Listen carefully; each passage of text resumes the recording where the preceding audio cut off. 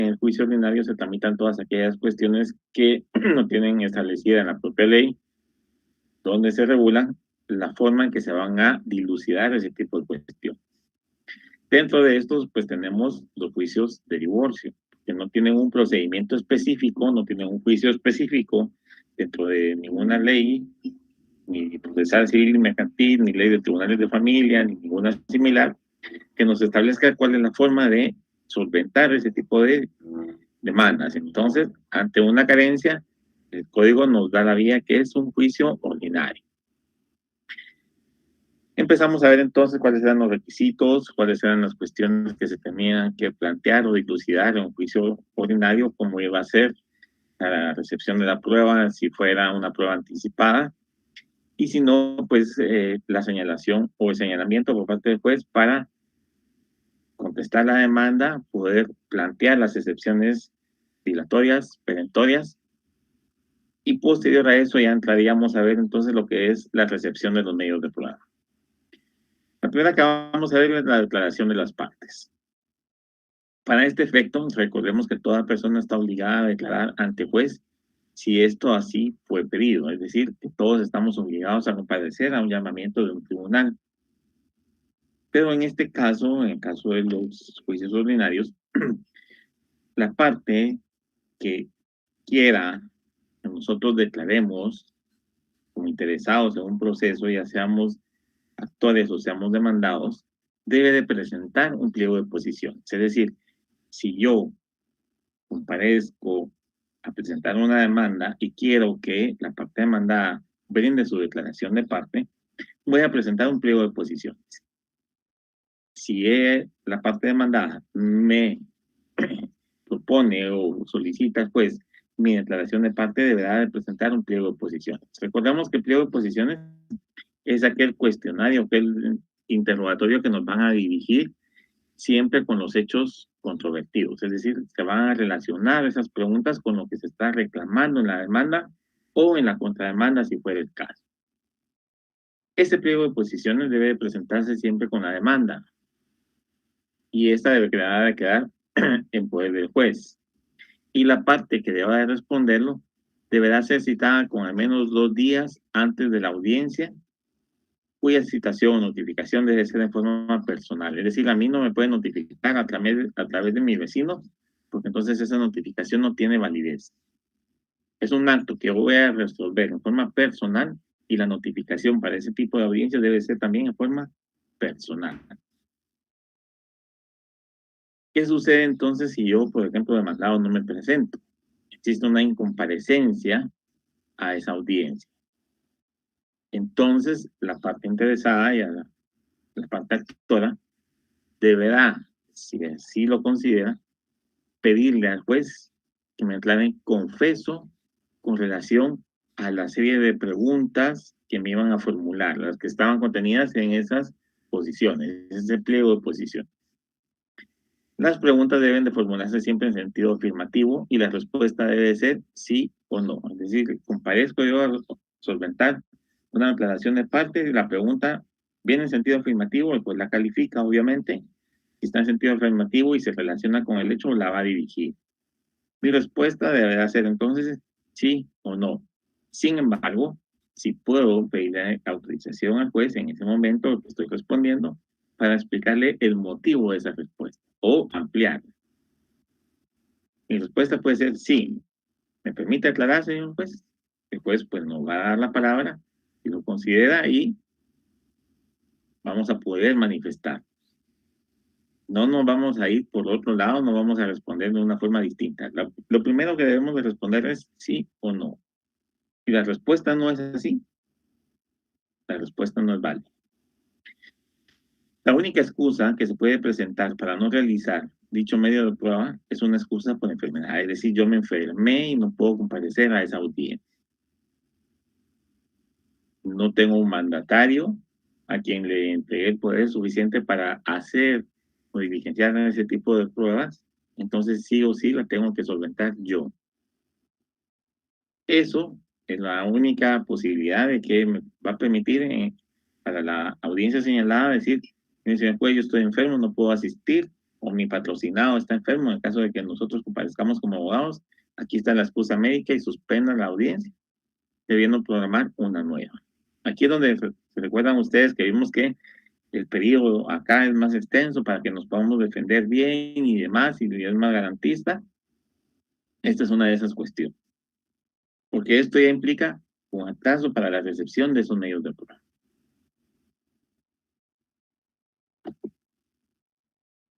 Declaración de testigos. Con relación a este medio de prueba, entonces, cada persona que demanda o contesta una demanda tiene la posibilidad de ofrecer hasta 5 testigos por cada hecho controvertido de su demanda. ¿Y qué es un hecho controvertido? Algo que estamos poniendo en discusión ante el juez para que él resuelva a quién le asiste la razón. Para eso, entonces, de igual forma, estamos todos obligados a comparecer a ese llamamiento del tribunal. Pero en este caso, nuestra propuesta como testigos debe de ser de las personas que sí tienen conocimiento de los hechos controvertidos que se están dilucidando y que pueden ir a declarar qué es lo que les consta de esos hechos. No voy a proponer yo al vecino que vive cerca de mi casa a 2 cuadras, cuando no le he contado, no se ha dado cuenta de lo que está ocurriendo, independientemente de que estemos dilucidando en el juicio ordinario, porque él no va a ir a contar nada. Él no le va a ir a explicar al juez qué está sucediendo. No le va a poder explicar al juez qué es lo que él ha visto. Entonces, la prueba testimonial tiene que ir enlazada con los hechos de la demanda. La parte que proponga prueba testimonial presentará en la solicitud el interrogatorio respectivo, debiendo las preguntas ser claras y precisas. El interrogatorio deberá formularlo la parte de modo que cada pregunta no se refiera sino a un hecho simple a que el testigo debe completar su respuesta. Recuérdense que es por cada hecho controvertido. Si son 5 hechos controvertidos y a 5 personas les consta eso por cada uno de los hechos, serán 25 testigos los que se van a diligenciar y a recibir. Entonces debemos de procurar que el testigo se refiera a cada hecho controvertido. Imponerle a nuestro testigo, si es nuestro mejor amigo, nuestra mejor amiga, en caso seamos nosotros los interesados, de todo lo que ha sucedido para que el testigo pueda llegar a dar su declaración de lo que le consta. No importa si es 1, 2, 3 o los 5 hechos controvertidos de la demanda, pero él va a poder declarar. Hay que tener y hay que procurar tener testigos fieles o fidedignos a los hechos de la demanda y que no vayan a ser testigos que solo vayan a dar ciertas referencias y que al final de cuentas no logren establecerle al juez la veracidad de nuestro dicho. Para la declaración de testigos, el juez señalará día y hora para la práctica de esa diligencia, debiendo notificarse a las partes con 3 días de anticipación por lo menos. Aquí ya existe un día más. Recuerden ustedes que la ley del organismo judicial establece que cuando no se fija plazo entre la notificación y la audiencia debe ser por lo menos 3 días. Para la declaración de parte, ahí sí fija plazo y son 2 días. Acá dice que por lo menos deben de ser 3 días, es decir, pueden ser 3, 4, 5, 10, 15, pero hay que notificar con suficiente tiempo. En la diligencia se verificará la presencia de las partes, de sus abogados, si es que concurrieren, para poderla diligenciar. Pero, ¿qué sucede si en la audiencia señalada no se presentaran todos los testigos? Propuse 10 testigos y, por ejemplo, solo llegaron 7. Pues el juez va a practicar la diligencia con los testigos que estén presentes. Sí, yo que los propuse, estoy de acuerdo. Si fuera así, ya no va a recibir las declaraciones de los ausentes. O sea, prácticamente es una renuncia a esos testigos que no llegaron a esa audiencia. Usted tiene 7 testigos de los 10. ¿Está de acuerdo con que los escuchamos? Sí. Eso automáticamente, dice el juez, solo va a escuchar estos 7 y ya no a los otros que están pendientes. Pero ¿qué pasa si el ausente, ya por cuestión de estrategia, o uno de los ausentes es el que el que nos interesa más al proceso?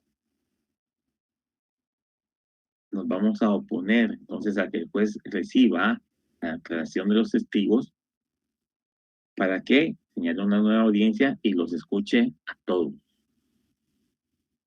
Debiendo procurar nosotros entonces que en la próxima sí llegue nuestro testigo estrella, por decirlo de una forma.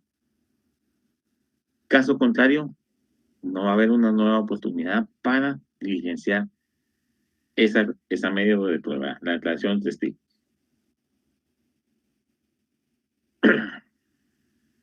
Esto podrá realizarse una sola vez, es decir, solo vamos a poder suspender la audiencia o esa diligencia por una sola oportunidad para solicitarle al juez que no escuche a los testigos, sino señale una segunda o una nueva audiencia.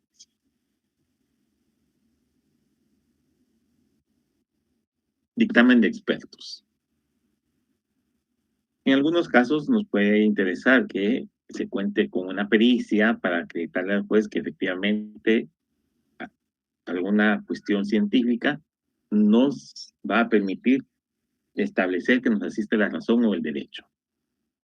Para eso, entonces, la parte a quien le interese este tipo de prueba deberá, en la solicitud, es decir, en su escrito inicial, donde propone el dictamen, formular con claridad y precisión los puntos sobre los cuales versará el dictamen.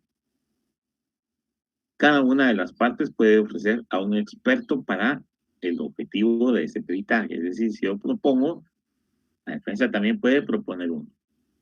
Y solo en caso de discordia de ambos, es decir, ya teniendo el resultado de esos peritajes y que estos sean contradictorios, el juez puede nombrar a un tercer perito, que es lo que se conoce como tercero en discordia. Esto a menos que las partes decidan el nombramiento de un solo experto. Es decir, él lo propuso, está bien, yo acepto que solo sea él el que lo haga, no hay problema. Pero si yo no estoy de acuerdo con que solo sea el perito de él, propongo el mío, y mi perito da un informe contrario al que dio él, el juez tiene esa facultad de poder nombrar a un tercero en discordia para que establezca cuál de los dos peritajes es el más acertado. No va a decir que este perito mintió o que este mintió, no. Él va a hacer una pericia, no va a analizar los peritajes, sino que va a hacer una pericia que le va a permitir llegar a una conclusión. Y esa conclusión es la que el juez va a tomar para ver con cuál de los otros dos se asemeja para establecer a quién le asiste la razón. También se puede proponer al momento en que respondemos una demanda. Es decir, como medio de prueba en la primera comparecencia, podemos proponer también como demandados o como abogados de la parte demandada la realización de una pericia. Es importante indicarles que los expertos deben de aceptar el cargo en ellos recaído. Para eso, entonces, tenemos que proponer el nombre y el lugar donde se le puede notificar para que el juzgado lo cite o señale qué fecha en la perspectiva para que el juez le pueda discernir el cargo. ¿Sí? Discernido el cargo, puede actuar. Si no se le discierne el cargo a ese perito, el perito se encuentra imposibilitado de emitir un dictamen para este caso. No puede actuar solo porque yo lo pedí, lo propuse, y ya le conté al juez, pero después nunca le discernió el cargo. No. Va a ser su perito, sí. Entonces, 5 días para que él acepte ese cargo. Se lo vamos a discernir. Lo vamos a nombrar como perito y ese nombramiento lo hace el juez. Allí le va a indicar entonces, una vez aceptado el cargo en el recaído, los puntos de la pericia o sobre los peritos que fueran necesarios y el plazo para que él o ellos rindan su dictamen. Ese dictamen debe rendirse por escrito, llevar la firma del perito que debe ser legalizada, o bien comparecer ante el juez a ratificar. El dictamen el juez lo va a valorar teniendo presente todos los hechos cuya certeza se haya establecido en el proceso, aun cuando sea concorde. Es decir, aunque todos los testigos y todos los medios de prueba me hayan dicho que sí fue así como yo lo conté en mi demanda, y el perito también me lo dice, va a valorar el peritaje teniendo en cuenta todo lo que ha ocurrido dentro del proceso. Que los hechos de este proceso o del pericial sean ciertos, para que no exista certeza, perdón, pero que no exista certeza de ello comparado con los otros hechos que el juez ya corroboró. Si el dictamen me dice que, por ejemplo, esta pintura es blanca, pero todo lo demás me dice que es negra, ¿qué hace el juez? ¿Cómo valora? El dictamen dice se valora teniendo en cuenta todos los hechos cuya certeza se haya establecido en el proceso. Todo el proceso me ha dicho que esta pintura es negra, pero el perito me dice, no, esta pintura es blanca. ¿Cuáles son los ciertos? ¿Qué es lo cierto aquí entonces? ¿El peritaje o el resto del proceso? Si 6 medios de prueba me dicen que esto es negro y uno solo me dice que esto es blanco, pues obviamente el peritaje, aunque sea con todos sus requisitos, no podrá ser valorado para acreditar que todo es blanco. No sé si me explico. Pues, si tienen alguna duda con la pericia, pues con mucho gusto al correo del curso para que podamos responderlas previo a finalizar la clase dentro de 8 días. Posterior, pues ya ustedes entrarán en su fase de examen y ya espero pues que tengan un resultado satisfactorio. Reconocimiento judicial. Este puede hacerse la solicitud de parte de oficio por el juez como auto para mejor proveer e incluso antes del día de la vista. El reconocimiento puede hacerse sobre personas, lugares o cosas que interesen al proceso. Entre la notificación y la audiencia o la fecha señalada para la práctica de ese reconocimiento deben mediar también al menos 3 días. Los interesados en el proceso, es decir, los sujetos procesales, sus abogados, pueden concurrir a esa diligencia que vaya a hacer el juez al lugar donde la vaya a hacer y de palabra manifestar sus consideraciones en ese mismo acto. Se pide la palabra, se le indica al juez que se desea hacer alguna manifestación y el juez en esa audiencia, durante el reconocimiento judicial, pues les va a dar la palabra para que su patrocinado o el interesado explique lo que considere. Para el reconocimiento, entonces, el juez y las partes pueden acudir acompañados de peritos, si fuera el caso, para que en ese momento se haga la pericia o se tome alguna muestra para la pericia, quienes deberán de responder respecto de sus puntos de vista si fueran requeridos. A dicha práctica también pueden asistir testigos, si fuera el caso, cuando ese reconocimiento judicial nos vaya a permitir aclarar ese testimonio que dieron. ¿Sí? Usted indicó que esto era así, que este proceso de embotellamiento era de esta forma, sí, va. Entonces vamos a verificar si es cierto, porque a mí no me quedó muy claro qué hace cada uno en ese proceso. Se hizo el reconocimiento y al juez aclara, despeja con ese medio de prueba lo que le dijo el testigo. Va uniendo los medios de prueba.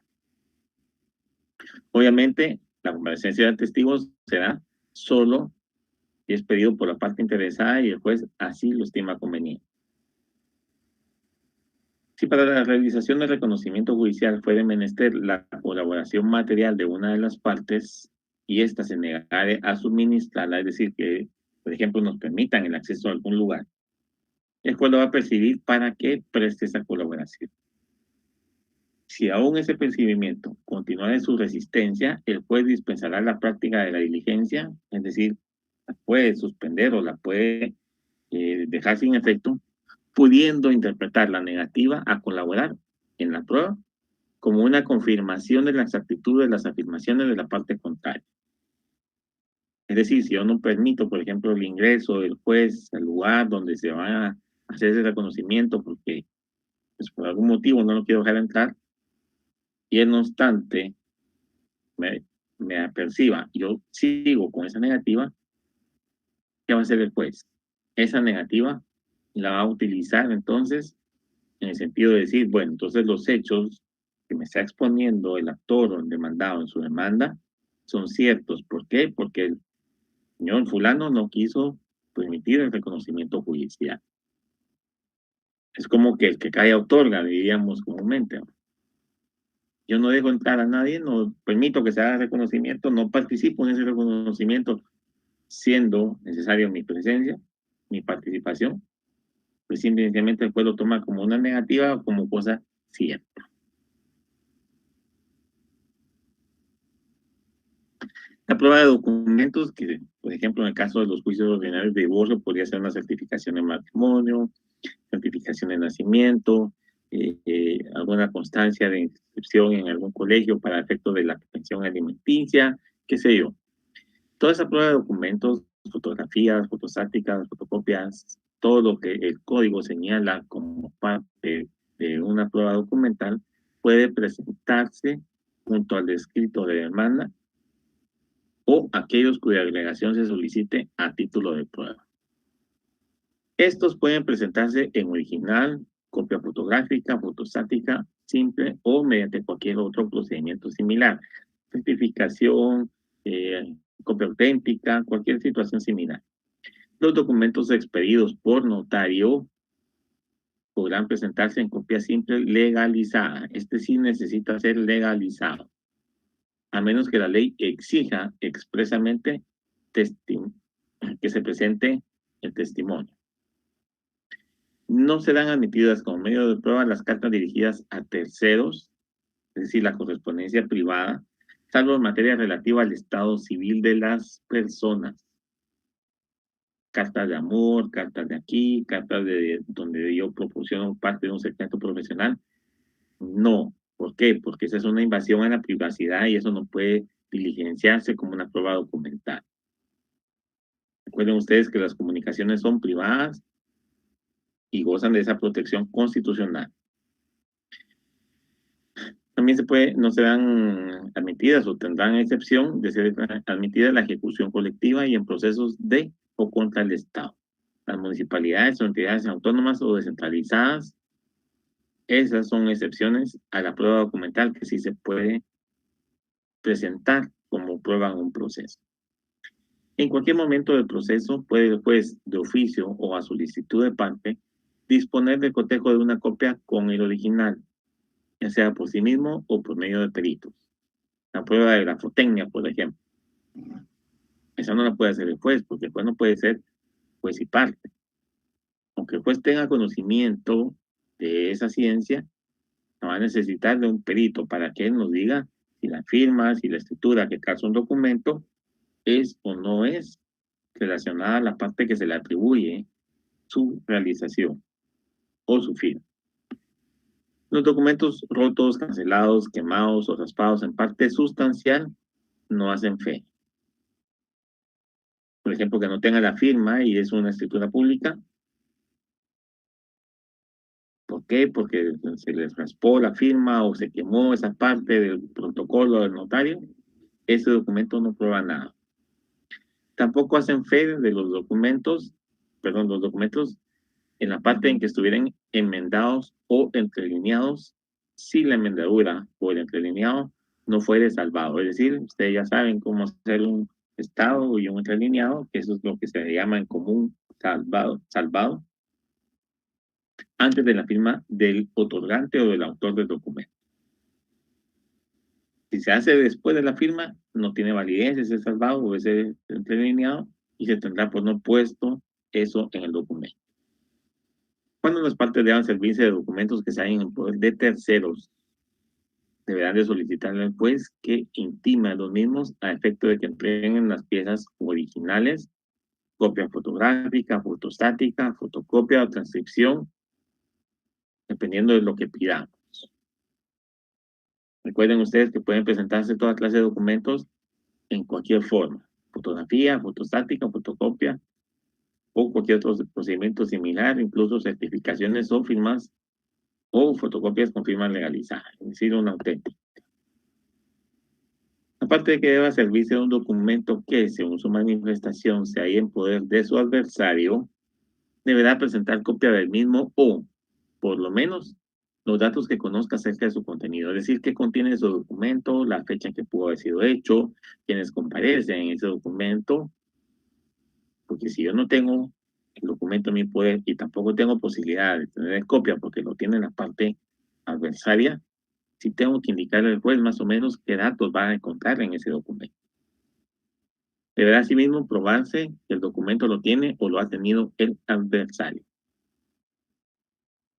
Testigos pueden llegar a establecer que efectivamente el adversario se quedó con el original de ese documento.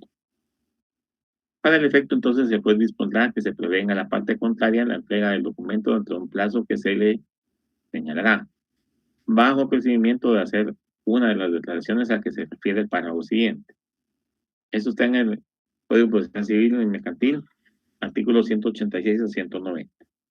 Si el documento no fuera entregado y no se produjera contra la información por parte del tenedor del mismo, el juez resolverá el punto declarando A, que se tendrá por exacto el texto del documento mencionado por la parte que solicitó la diligencia, o B, que los datos suministrados acerca del contenido del documento por la parte que pidió la diligencia se tendrán por exactos en la sentencia. Es decir, vamos a aceptar como la negativa de reconocimiento que lo que el documento dice puede contener es cierto. ¿Por qué? Porque la parte demandada o la parte contraria no lo está poniendo a la vista, no lo está permitiendo al juez tener ese acceso al documento. El que haya de reconocer un documento será citado a más tardar 2 días antes del señalado para diligencia. Aquí se acorta el plazo otra vez a 2 días. Ya no son 3 como la declaración de testigos. Aquí son 2 como que fuera una declaración de parte. ¿Sí? Bajo el procedimiento de que si dejara de comparecer sin justa causa para ese reconocimiento, se tendrá el documento por reconocido a solicitud de parte.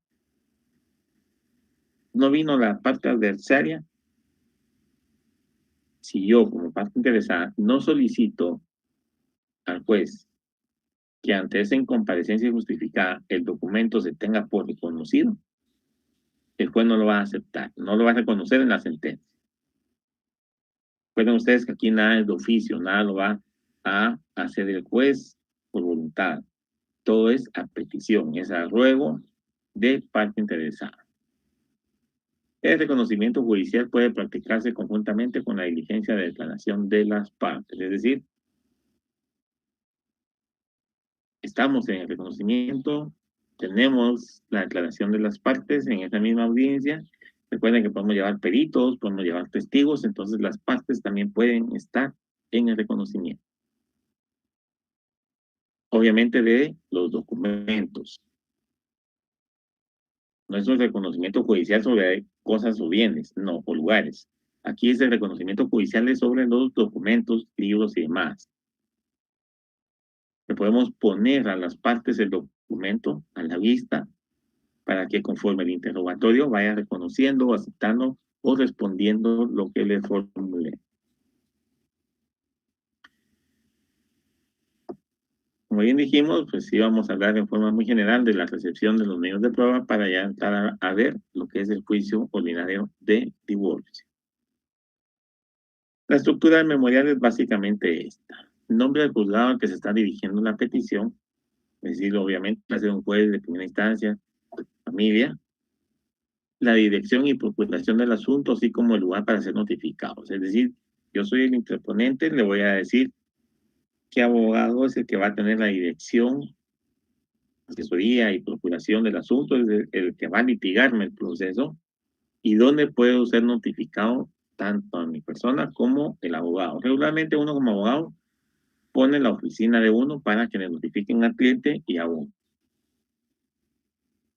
Ahora que ya existe la ley de firma electrónica y de notificación electrónica y que ya es el uso de la tecnología nos permite no tener necesariamente que ocupar un espacio físico y estar allí todo el tiempo, sino que para algunas cuestiones nada más existe la posibilidad en los casilleros electrónicos, tanto en el organismo judicial como la Corte de Constitucionalidad, y podemos señalar esos casilleros para ser notificados.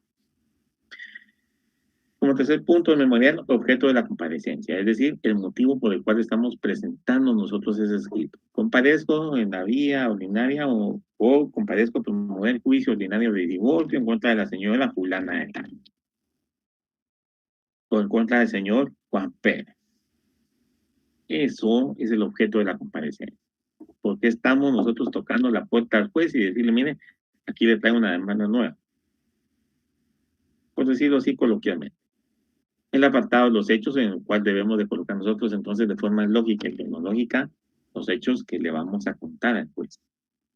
Lo vimos en los juicios orales, una forma lógica y cronológica. Y lo vamos a ver acá también, creo que nos dé tiempo. Fundamento de derecho, que implica, como ya lo hemos visto, la norma sustantiva que nos otorga el derecho que pretendemos hacer valer, así como las normas de carácter adjetivo que regulan el proceso y el actuar del órgano jurisdiccional que se involucra en ese proceso. El apartado de pruebas o medios de prueba, según algunos colegas, para mí simplemente son pruebas, es decir, cualquiera o todos los medios que la ley permita. Los 7 que ya hemos visto. El apartado de las peticiones, que se divide en peticiones de trámite, que son meros formalismos, como por ejemplo los que vamos a ver más adelante, y las peticiones de fondo o de sentencia, como le llaman algunos, que es nuestra pretensión final. En este caso sería que se otorga obviamente el divorcio. Se fijan las relaciones paterno-filiales, así como lo relativo a la pensión alimenticia. Y lo último que colocamos, la cita de leyes, el lugar, fecha, firma del interviniente y firma del abogado patrocinante. Con relación al apartado de hechos, en el caso objeto de estudio, el escrito hace alusión a las siguientes circunstancias. Vean ustedes la forma lógica y cronológica. A.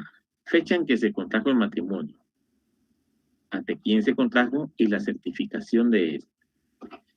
Este, como lo vimos en algunos de los temas del curso, es el punto de partida. Indica al juez en qué momento y cómo inició esa relación marital entre demandante y demandado.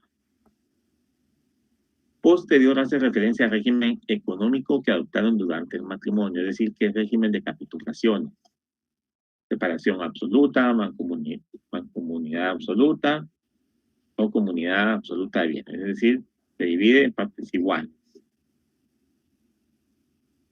Seguidamente indica que producto de ese matrimonio nacieron 2 niños, presentando la certificación respectiva de cada uno de los niños para establecer no solo esa relación paterno-filial, sino la edad de ellos para efecto de obligación de una pensión alimenticia, porque como padres estamos obligados o como madres están obligadas a proporcionarla si fuera el caso. No es necesario indicar los demás datos de los hijos porque esos obviamente obran en la partida de nacimiento, con que coloquemos el nombre de los niños y las partidas de nacimiento, como las vamos a identificar ya en el apartado de pruebas, es suficiente. El patrimonio conyugal.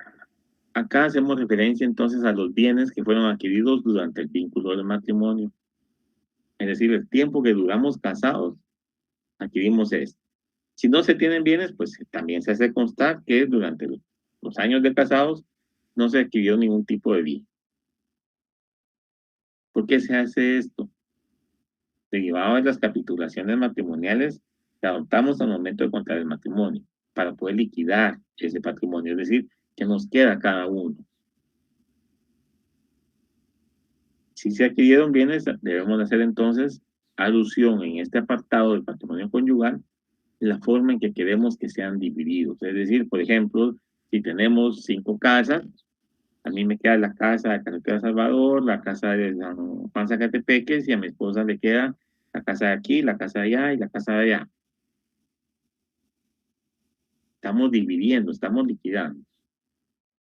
A ese respecto, hay algunos criterios judiciales en cuanto a que debe, previo a presentarse la demanda, liquidarse el patrimonio familiar. Y para el efecto, pues hay que hacer una escritura pública de liquidación de patrimonio, donde se hace constar de qué forma vamos a dividir los bienes. Yo me quedo con estas 2 casas, ella se va a quedar con 3, yo me quedo con 2 carros, ella se va a quedar con 4. Por ejemplo, por decir números. Algunos jueces exigen esa escritura antes de presentarle la demanda. Hay otros que no, que son del criterio de que se puede presentar esa liquidación dentro del escrito en el apartado de hechos cuando se hace referencia a ese patrimonio conyugal. Supongo que esto lo hacen los jueces porque, pues, en un voluntario es más fácil plasmarlo en memorial porque, pues, obviamente, haber un acuerdo anterior. En un ordinario es muy difícil que exista ese acuerdo y por lo mismo los jueces a veces lo piden para facilitarse un poco, pero entonces deja de ser hasta cierto punto un ordinario porque ya decidimos cómo vamos a dividir los bienes en el caso nos divorciemos. Entonces es algo contradictorio ese criterio, pero algunos tienen esa práctica y ya será cuestión en su ejercicio profesional que ustedes vayan adaptando, aprendiendo el criterio del juez, principalmente en el ramo donde litigan o en el lugar donde ustedes vayan a litigar.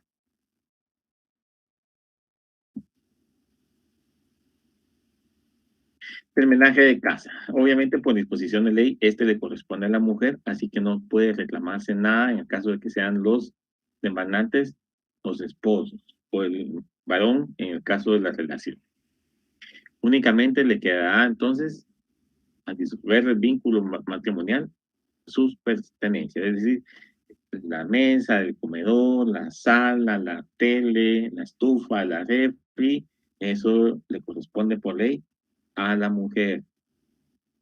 Yo me llevo únicamente mis pertenencias. Luego de la pensión alimenticia, hacemos referencia a la pensión alimenticia, la cantidad que estamos dispuestos a pagar de acuerdo a nuestros ingresos, si son ingresos propios, si tenemos o no trabajo, si le vamos a darle a nuestra mujer porque tiene un trabajo igual o mejor que el nuestro, si tiene sus propios ingresos, si tiene un negocio bien establecido, todo esto va acá. La guardia y custodia de los hijos, es decir, a quién quedarán los hijos, pues del demandante, de la demandada. Los jueces prefieren obviamente dejarlos con la mujer. De la relación paterno-filial, es decir, cómo van a ser las visitas, las salidas, si estas van a quedar libres, si van a quedar con días específicos, o si van a ser de acuerdo previo de sus padres. Es decir, bueno, entonces el próximo fin de semana me los prestas y va a llevártelos el próximo fin de semana. Ese acuerdo previo puede plasmarse también ahí. Recuerden que vimos un juicio para establecer esto en caso acá nos hiciera. También debemos hacer referencia a la causal que motiva el divorcio. Debe indicar entonces cuáles de las causales que están reguladas en el artículo 155 del Código Civil es la que fundamenta nuestra petición. Esa es la que va en el fundamento de derecho. Vimos que son las normas sustantivas y adjetivas que le dan validez legal a nuestra petición y el accionar tanto de los sujetos procesales como del órgano jurisdiccional. La técnica nos permite, en cuanto a fundamento de derecho, solo hacer cita de los artículos relacionados y no es necesario transcribir literalmente todo el artículo. Esto con base al principio iura novit curia. Sin embargo, algunos jueces sí lo piden, algunos colegas sí lo colocan y transcriben, si no todo, la parte del artículo que interesa. Recordemos que es en la cita de ley donde podemos hacer relación de las otras normas con las cuales fundamentamos o sustentamos, que no lo principal en nuestro proceso, las cuestiones accesorias. Luego hablamos de la prueba. El procesalista Jaime Wasp, define la prueba como el acto o serie de actos procesales de que las partes se valen para poder convencer al juez de la existencia de ciertos hechos para que fundamente su fallo. La prueba trata de alcanzar el convencimiento psicológico del juzgador sobre la existencia o inexistencia de los datos que han sido aportados al proceso, o bien a fijarlos conforme a una norma legal. Para el caso objeto de estudio, podemos ofrecer como prueba lo siguiente: certificación de matrimonio, certificación de nacimiento de los hijos, constancia de ingresos, declaración de parte, es decir, una confesión judicial de la parte a la que le estamos demandando. Vamos a presentar ese pliego de exposiciones o ese interrogatorio. También podemos ofrecer testigos para establecer, por ejemplo, una separación de cuerpos de 2, 3, 4, 5 años. aunque nunca le hicimos constar en algún documento notarial, pero sí hay testigos a los que les constan esos hechos. Recordemos, 5 testigos máximos por cada hecho controvertido y podemos ofrecer para probar o sustentar nuestra petición de divorcio todos los medios de prueba establecidos en la ley. Dentro de esos medios tenemos las presunciones legales y humanas, que se derivan de los hechos sujetos a conocimiento del juez una vez se agote la prueba. Lo que el juez presume con base en lo que ya diligenció. Luego se formulan las peticiones, que como dijimos en su momento eran de trámite y de fondo, o de sentencia. Las de trámite, como por ejemplo que se admita para su trámite en la vía ordinaria la solicitud de divorcio por causa determinada en contra de la señora fulana de tal. Es una petición de trámite, de forma, pero de fondo, que son las que ya establecen el resultado de la sentencia, lo que pretendemos nosotros en concreto, podría ser entonces que se declare con lugar la demanda de divorcio por causa determinada interpuesta en la vía ordinaria en contra de la señora fulana de tal. 2, que se disuelva el vínculo matrimonial que me une con la señora fulana de tal. Son peticiones concretas y que van a ser resultado de diligenciar toda la prueba y que el juez nos va a plasmar en esa sentencia. Una vez diligenciados los medios de prueba concluido dicho término, el secretario hará constar dicha situación sin necesidad de providencia o requerimiento alguno y lo va a informar al juez. A partir de allí, el juez entonces procederá a señalar día y hora para la vista, según lo que dispone el artículo 142 de la Ley del Organismo Judicial, para que las partes presenten sus alegatos. Estos se pueden presentar en la vista pública o bien por escrito si fuera el caso. Previo de dictarse sentencia, entonces los jueces pueden acordar auto para mejor proveer, acordando lo siguiente. 1, que se traiga a la vista cualquier documento que crean conveniente para esclarecer el derecho de los litigantes.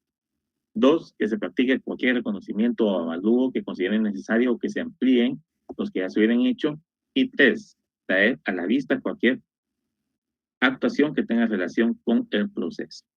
Estas diligencias se practicarán en un plazo no mayor de 15 días. Posterior a ello, hubiese o no auto para mejor proveer, el juez deberá dictar la sentencia correspondiente, según lo que establece la ley del organismo judicial. Bueno, jóvenes, hasta acá llegamos con la clase el día de hoy, clase número 15, ya recta final. Estamos a una semana de terminar clases. Espero, como les dije al inicio, que el resultado del curso sea satisfactorio al final de semestre. Se agradece la atención prestada a mi persona. Sean ustedes muy feliz tarde. Hasta pronto.